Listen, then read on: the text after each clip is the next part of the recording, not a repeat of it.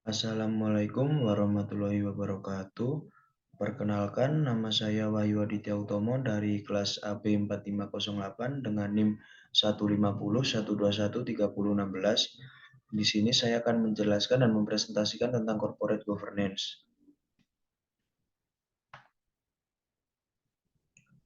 Istilah corporate governance sendiri pertama kali diperkenalkan oleh Cadbury Committee di Inggris pada tahun 1922. Definisi corporate governance menurut Cadbury sebagai seperangkat peraturan yang mengatur hubungan antara pemegang saham, pengurus perusahaan, pihak kreditur, pemerintah, karyawan, serta para pemegang kepentingan internal dan eksternal lainnya yang berkaitan dengan hak dan kewajiban mereka.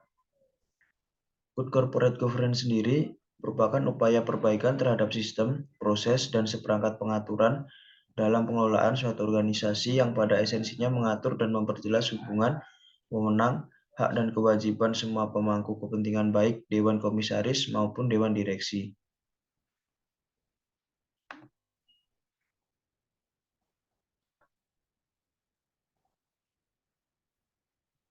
Definisi Good corporate governance menurut Bank Dunia adalah aturan standar dan organisasi di bidang ekonomi yang mengatur perilaku pemilik perusahaan, direktur dan manajer serta perincian dan penjabaran tugas dan wewenang serta pertanggungjawabannya kepada investor, pemegang saham, dan kreditur.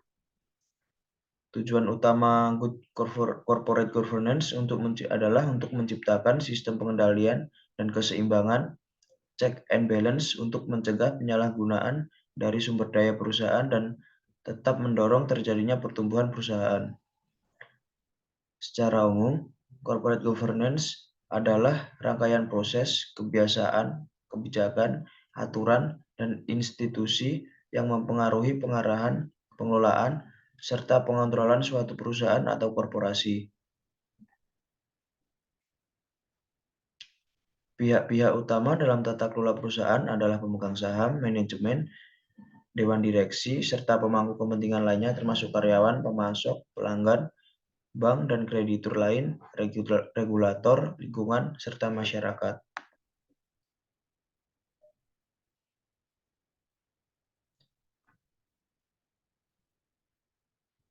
Tata kelola perusahaan sendiri dapat dilihat dalam konteks mekanisme internal dan mekanisme eksternal. Mekanisme internal fokus kepada BGM pembinaan perusahaan mengatur jalannya perusahaan sesuai dengan prinsip-prinsip tata kelola tarif. Mekanisme eksternal lebih menekankan BGM interaksi organisasi dengan pihak eksternal berjalan secara harmoni tanpa mengabaikan pencapaian tujuan perusahaan.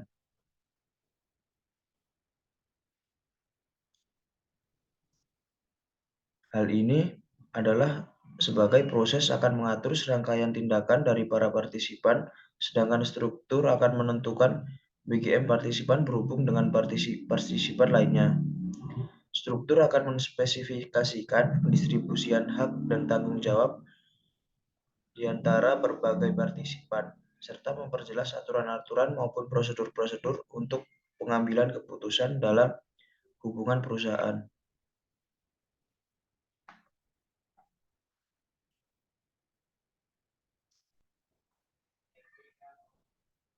Organ korporasi. Organ korporasi paling tinggi ada RUPS. RUPS adalah organ korporasi yang memiliki wewenang yang tidak diserahkan kepada direksi ataupun dari Dewan Komisaris. RUPS merupakan wadah pemegang saham untuk pengambilan keputusan. Fungsi utama RUPS adalah menerima atau menolak laporan pertanggungjawaban direksi dan atau Dewan Komisaris, mengangkat dan memberhentikan anggota direksi dan Dewan Komisaris, menetapkan remunerasi anggota direksi dan Dewan Komisaris, menunjuk akuntan independen. Nah, di bawahnya ada direksi dan Dewan Komisaris. Keduanya setara.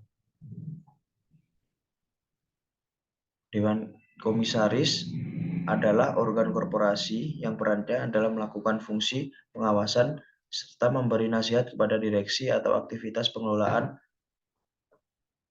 Fungsi pengawasan terdiri dari mereview, mengawasi kebijakan, mengawasi dan memantau profil, mengawasi dan kebijakan dan implementasi dari tata kelola perusahaan, memastikan independensi fungsi audit, merekomendasikan pengangkatan dan atau pemberhentian anggota direksi, memberhentikan sementara anggota direksi,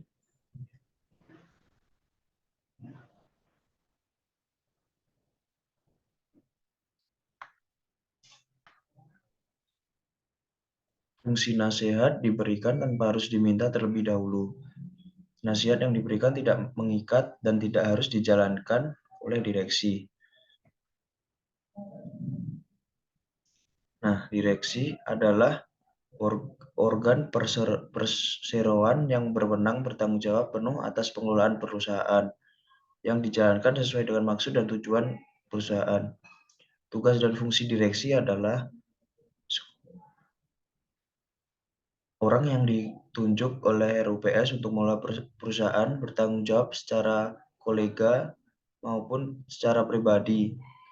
Direksi adalah organ yang sepenuhnya mandiri dan berhak untuk mengambil keputusan untuk kepentingan perseroan dengan memperhatikan ketentuan perundang-undangan yang berlaku.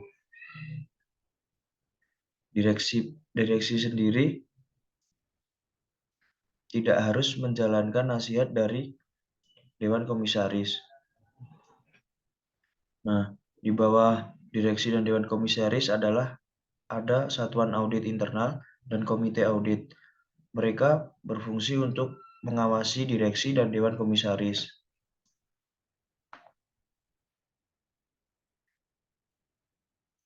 RUPS.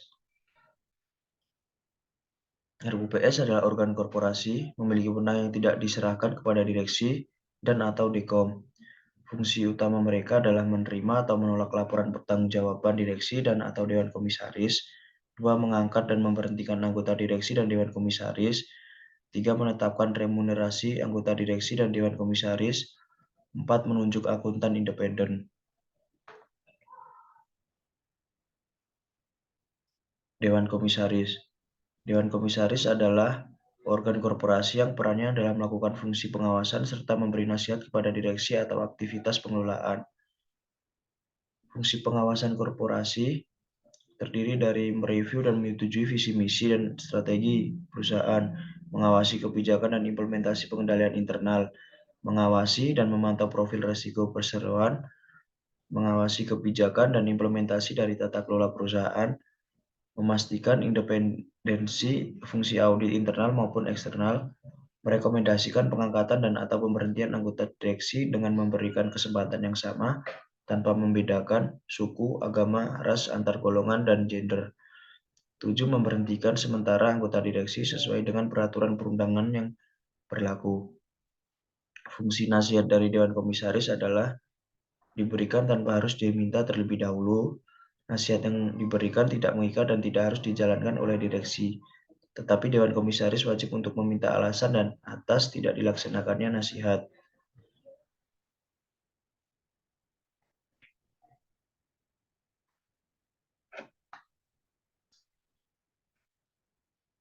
Direksi. Direksi adalah organ perseroan yang berwenang dan bertanggung jawab penuh atas pengelolaan perseroan yang dijalankan sesuai dengan maksud dan tujuan perseroan. Tugas dan fungsi direksi adalah sekumpulan orang yang ditunjuk oleh RUPS untuk mengelola perseroan dan bertanggung jawab atas kolegia maupun secara pribadi tanggung jawab renteng. Direksi adalah organ yang sepenuhnya mandiri dan berhak untuk mengambil keputusan untuk kepentingan perseroan dengan memperhatikan ketentuan perundang-undangan yang berlaku.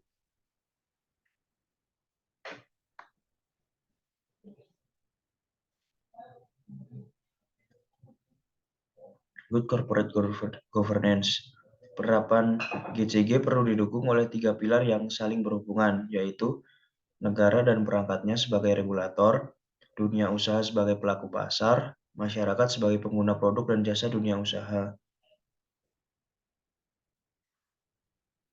GCG mengeluarkan pedoman GCG sebagai acuan bagi perusahaan untuk melaksanakan GCG, yaitu mendorong tercapainya kesinambungan perusahaan melalui pengelolaan yang didasarkan pada asas transparansi, akuntabilitas, responsibilitas, independensi, serta kewajaran dan kesetaraan.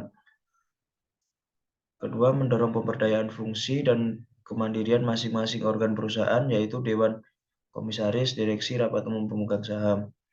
Ketiga, mendorong pemegang saham, anggota Dewan Komisaris, dan anggota direksi agar dalam membuat keputusan dan menjalankan tindakannya dilandasi oleh nilai moral yang tinggi dan kepatuhan terhadap peraturan perundang-undangan.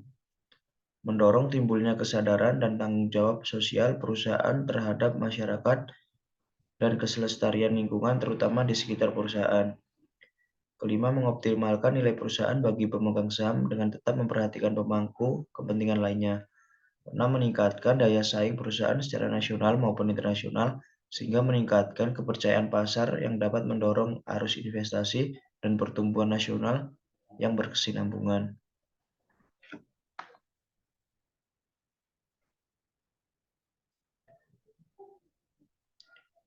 Penjabaran prinsip GCG, transparansi. Prinsip dasar untuk menjaga objektivitas dalam menjalankan bisnis perusahaan harus menyediakan informasi yang material dan relevan dengan cara yang mudah diakses dan dipahami oleh pemangku kepentingan. Perusahaan harus mengambil inisiatif untuk mengungkapkan tidak hanya masalah yang disyaratkan oleh peraturan perundang-undangan, tetapi juga hal yang penting untuk pengambilan keputusan oleh pemegang saham, kreditur, dan pemangku kepentingan lainnya. Penjabaran prinsip GCG, akuntabilitas.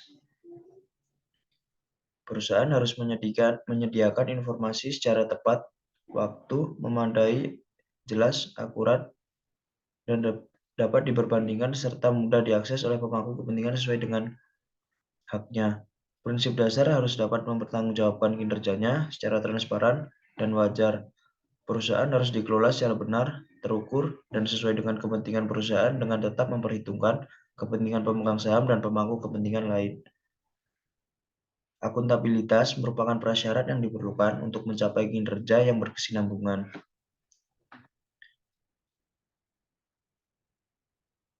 Penjabaran prinsip GCG, responsibilitas. Prinsip dasar perusahaan harus mematuhi peraturan perundang-undangan serta melaksanakan tanggung jawab terhadap masyarakat dan lingkungan sehingga dapat terpelihara kesinambungan usaha dalam jangka panjang dan mendapat pengakuan sebagai good corporate citizen.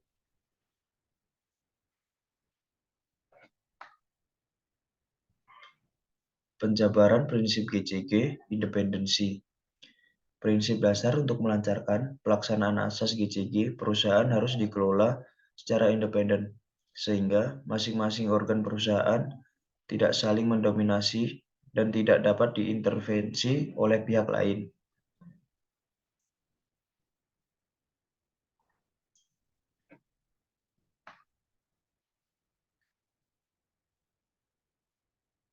Penjabaran prinsip GCG, kewajaran, dan kesetaraan atau fairness. Prinsip dasar dalam melaksanakan kegiatannya, perusahaan harus senantiasa memperhatikan kepentingan pemegang saham dan pemangku kepentingan lainnya, berdasarkan asas kewajaran dan kesetaraan.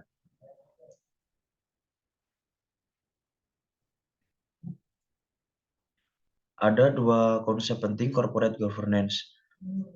Yang pertama adalah legitimasi penggunaan kekuasaan dengan dikotomi antara pemilik dari pengelola perusahaan atau agensi problems, dan kedua, pada kenyataannya tidak mungkin untuk membuat sebuah kontrak yang lengkap, incomplete contracts antara pemilik dan pengelola perusahaan, learn out,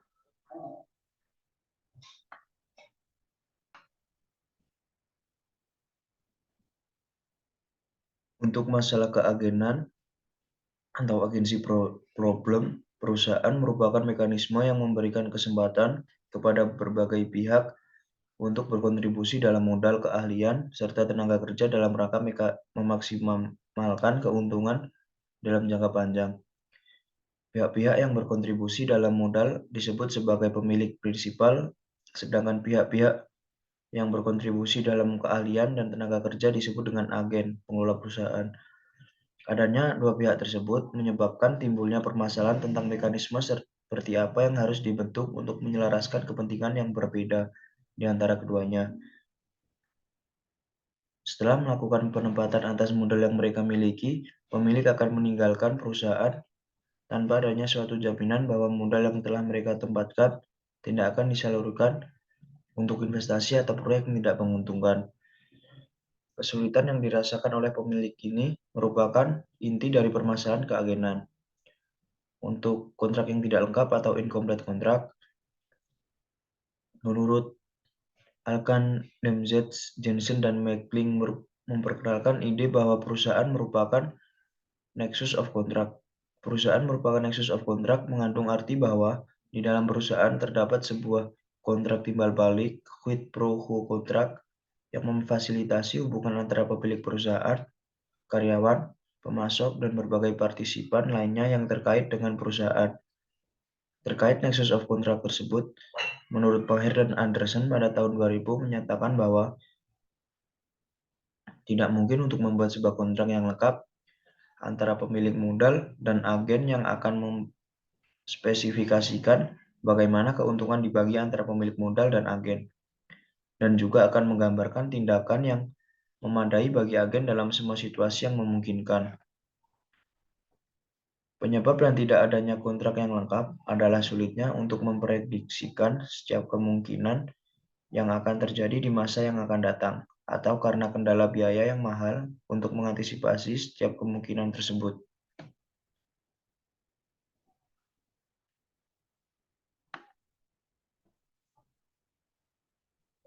Sekian presentasi dan penjelasan yang dapat saya sampaikan.